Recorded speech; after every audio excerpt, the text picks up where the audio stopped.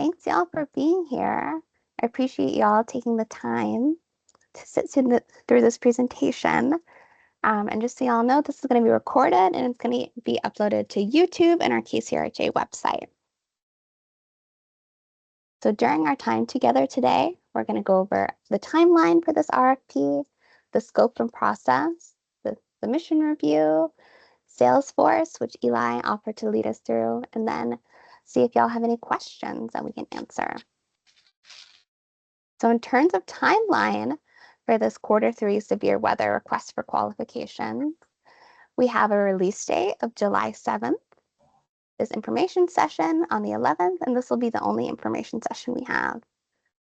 And you're welcome to submit questions to rfp@kcrha.org up until August 4th at 5 p.m., which is a week before the deadline, which is on August 11th at 11:59 p.m.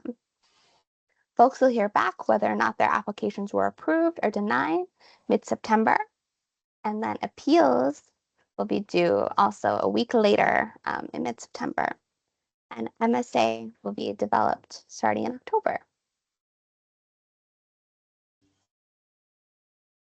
So for more details about the Q3 severe weather RFQ, you can see the application on our website.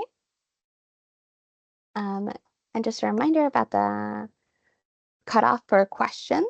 So we can't answer specific questions after August 4th, but any questions about Salesforce or bugs, like little things like that, we're happy to respond to and put you in contact with the right folks to answer those questions. And you can reach out to us at rfp@kcrha.org. So this RFQ is seeking qualifications from agencies interested in providing severe weather services for youth, single adults, and or families currently experiencing homelessness. And we're looking to pre-approve agencies for severe weather response in the areas of shelter, basic needs provision, and or referral of supportive services. And we can define adverse weather conditions as snow, poor air quality, extreme heat or cold, wind, rain, and or other severe weather events. So the purpose of the severe weather request for qualifications is to identify organizations in King County that have interest in applying for and receiving severe weather funding from KCRHA. Severe weather funded activities include the provision of emergency shelter and or supplies in response to severe weather conditions, cold, heat, smoke, or unusual events, as defined by Tier 1, 2, or 3 activation in the severe weather policy for individuals and or families experiencing homelessness. So we're seeking applications to provide services for those experiencing homelessness. And KCRHA is seeking to approve agencies to provide secure and dignified temporary emergency shelters and other essential supplies for unhoused individuals seeking refuge from adverse weather conditions such as snow, smoke, extreme heat or cold, and extreme wind or rain, and other severe weather events. And you can, for more details about what that can entail, please see our severe weather webpage. Qualified agencies will then sign a master service agreement, MSA, with KCRHA if you're not currently contracted. Agencies with a current MSA will be required to apply through this process, but will not need to sign another MSA until their current MSA expires, and MSAs are good for 5 years. As funding becomes available or need arises, KCRHA will run a shortened request for proposals, or RFP, for agencies identified through this process. So I just want to stress again that this RFQ does not involve any funding. It just makes you eligible to apply for funding for severe weather when funding becomes available. Hey, and here's can I stop you right there? Yeah, of course. How long does that process take for the approval of the service agreement? The master service agreement? How long does that process take? Eli, what would you say? Oh, you're on mute. Thank you. That's a good question for our contracts team, but it's usually a fairly quick process. It's usually a couple of weeks. Oh, 2 weeks. So matter of fact, 2 weeks. That is our contracts team can confirm, and I'll check we'll in with reach out to them. them. But yeah, it usually is a pretty quick process. Yeah, and I'll make sure we'll respond to you, Willie, specifically. Okay. Yeah. So here's a visual of what we just discussed. And the purpose of this process is to create a quick and fair process for when we receive severe weather funding. Agencies go through the pre-approval process to ensure agencies meet our minimum eligibility standards and to get funds out quickly during severe weather. So, and during the RFQ process, agencies apply, and if they're not approved, they'll need to apply again during the next RFQ. We're going to run these twice a year.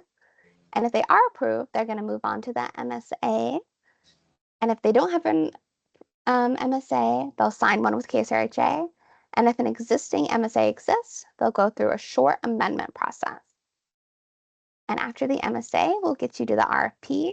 And if agencies are approved through severe weather RFQ and MSA signed, agencies will be able to apply for severe weather funding. And during severe weather funding, it's going to have a shorter RFP process because your minimum eligibility requirements have all been verified, and it'll only be a 6-week process.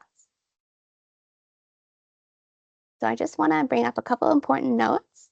No funding is going to be awarded as part of the 2025 Q3 severe weather RFQ, nor is there any guarantee of a contract to any entity that is successfully approved through this process. Agencies seeking funds for severe weather must participate in the RFQ process.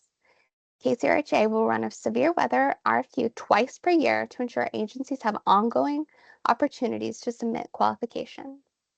Agencies that are currently contracted for severe weather services that have been approved their previous severe weather RFQ must apply through an RFQ process in order to receive funding.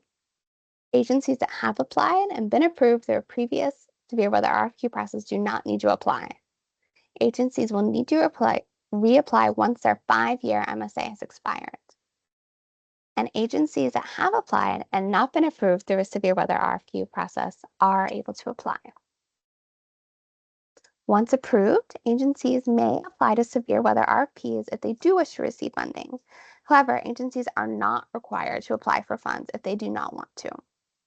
Once approved, an organization will remain approved for the duration of their MSA. Nonprofit, for-profit, faith-based, tribes, and tribal organizations are invited to participate in the RFQ process. The RFQ process approves agencies who can then later apply to severe weather RFPs. KCRHA will review all RFQ responses and make a determination for each applicant based on the pre-established criteria stated within the RFQ. KCRHA will approve any entity that meets the pre-established criteria. Next, we're going to go over how to submit. As stated before, the goal of this RFQ is to establish a pool of organizations that are qualified to provide secure and dignified temporary emergency shelters and to disperse essential supplies to unhoused individuals and families seeking refuge from adverse weather conditions, including snow, smoke, extreme heat, and other severe weather events. To be determined as a qualified organization, agencies will meet minimum eligibility requirements, operate in King County, and have an interest in providing services during severe weather activation. To be approved under this RFQ, an organization must pass a financial review, meet minimum eligibility requirements, and respond to all application questions. The rating criteria includes operating in King County, applicant is interested in providing services for at least one severe weather event, and an applicant is willing to provide at minimum one program type, basic needs provisions, referral and support services, and shelter. All technically compliant RFQ submissions will be reviewed by KCRHA staff on a simple pass-fail basis. And if an applicant doesn't pass, they're totally welcome to apply for the next RFQ. I mentioned the financial review in the last slide. We require agencies to submit the current fiscal year's financial statements, which is a balance sheet, income statement, and statement of cash flows certified by the agency's CFO, finance officer, or board treasurer. Your agency's most recent audit reports, most recent fiscal year ending Form 990, and a proof of Federal System for Award Management, or SAM, registration being in good standing. For your minimum eligibility requirements,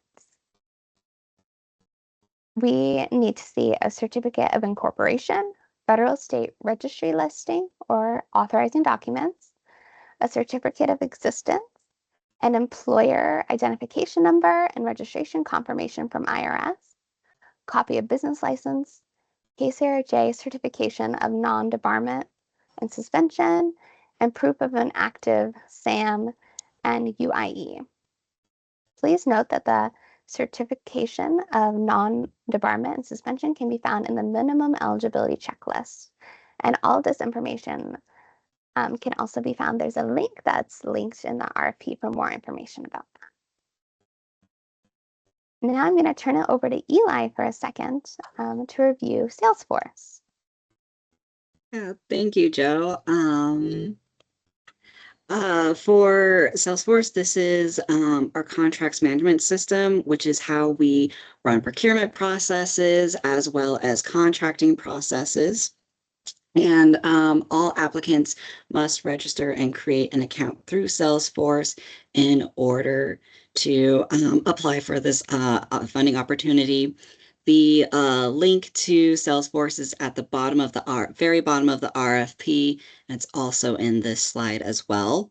Excuse me, I said RFP, it is an RFQ. If you are a new agency registering, you will need to use your unique entity ID when registering. If you already have an account, the registration will let you know and ask you to sign in. If not, you will be able to go ahead and enter in your information to create a profile. Can you go to the next slide, please? Yeah. Eli, Yeah. can we back up for a second? Sure. Oh, can you go to the previous slide, Oh, Joe? I'm sorry. No, you're good. Okay, Tony and I have had this conversation. I registered last week, and I'm waiting for the response from King County in order for me to take this next step. All right, I will connect with our Salesforce team then, and they'll get back to you shortly. I'll make sure it's a quick turnaround for you. Okay, all right. Thank you. Yeah, of course. Yeah, thank you. All right. Thanks, Joe. Then once you are approved, you'll log back into your profile, and there is a tab at the top that says My Applications. You'll click on that, click on Apply for New Funding Opportunity, and then you'll select the Q3 Severe Weather Request for Qualifications. Unfortunately, we're not able to show you, but there is that screenshot right there. And then I can show you, though, what that application will look like. So I'm going to share my screen just to quickly walk through the application and what that looks like.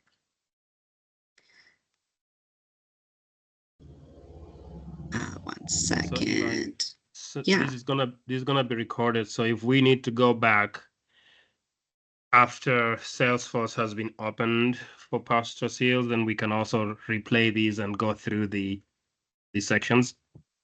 Yeah. Absolutely. All right. And you should be seeing my screen now, which shows Salesforce, and this is going to look very similar to what you will see. However, since I'm working on the back end of Salesforce, you're seeing a little bit more than what you would see as an applicant. On the menu here, you can move through the different parts of the application. You can also click down below here as you enter in information and move through the application. The first, I almost called it a slide. The first portion is just submission instructions that are already within the RFQ, but it's here just so you can easily review as you walk through. So it includes what is required and the important notes that Joe already went through about just reminders of who needs to apply, and that no funding is through this process, but it's a pre-qualification to apply for funding in the future.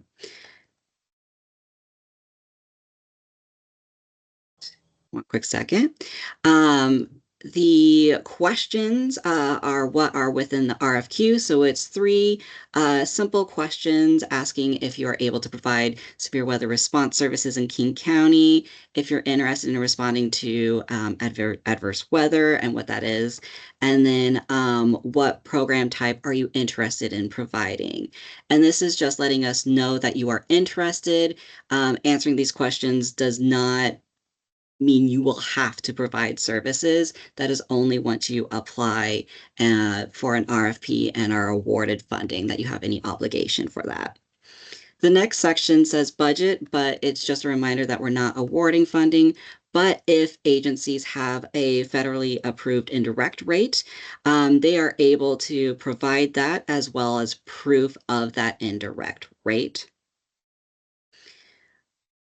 We then ask agencies to submit a conflict of interest certification, and that certification can be found at this link right here. And then once you fill it out, you will then upload it.